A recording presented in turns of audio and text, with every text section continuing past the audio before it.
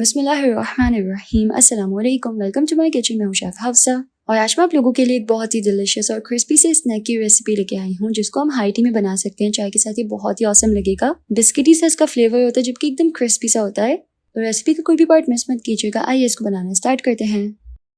तो recipe start करते हैं। सबसे पहले हम एक बोल में ऐड करेंगे 37 ग्राम्स कॉर्नफ्लावर जो कि कप्स में होगा 1/3 कप तकरीबन।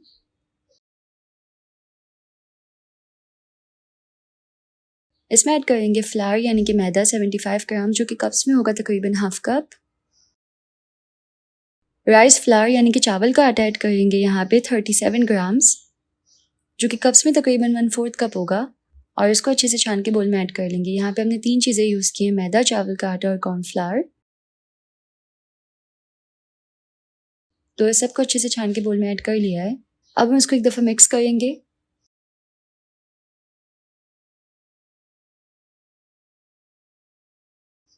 और इसमें ऐड करेंगे शुगर यानी कि चीनी 50 ग्राम्स जो कि कप्स में होगी 1/4 कप तकरीबन।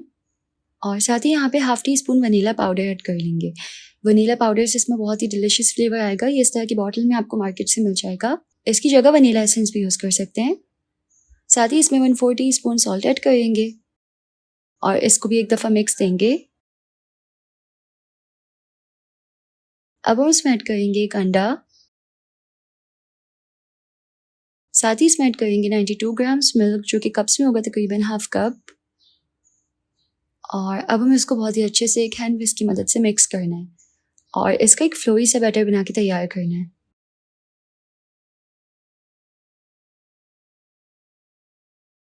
तो यहाँ पे ये अच्छे से बिल्कुल मिक्स हो गया। इसमें जो चीनी थी वो डिज़ोल्व हो गई है। अब हम इसमें ऐड करेंगे ऑयल। तो यहाँ पे कोई ऐसा ऑयल ऐड करेंगे जिसकी कोई अपनी स्ट्रॉन्ग स्मेल या फ्लेवर ना हो। 1.5 टेबल स्पून यानी कि 1 चम्मच डालें और फिर आधा। ऑयल ऐड करके हम इसको फाइनल मिक्स देंगे।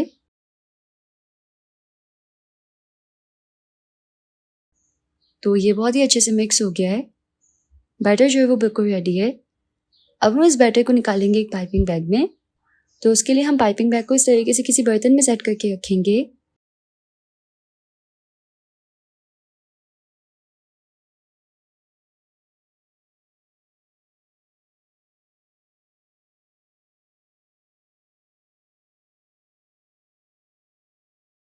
अब हम पाइपिंग बैग की टिप जो है वो बिल्कुल पॉइंटेड सी कट कर लेंगे और इस तरीके से बैटर को पाइप करेंगे एक नॉन स्टिक पैन में। इस तरीके से जस्ट रैंडमली हमें इसको पाइप कर लेना है। कोई भी सीक्वेंस नहीं है यहाँ पे।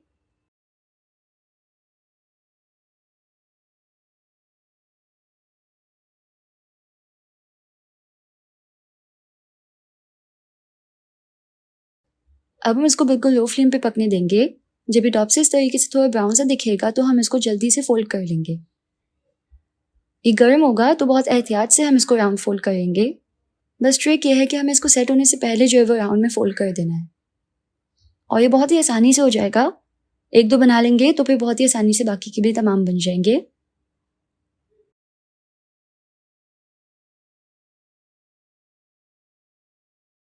और ये हमारा क्रिस्पी सा स्नैक जो है वो बिल्कुल रेडी है। बिस्किटी सा इसका फ्लेवर होता है और खाने में बहुत ही यमी होता है जबकि एकदम क्रिस्पी होता है।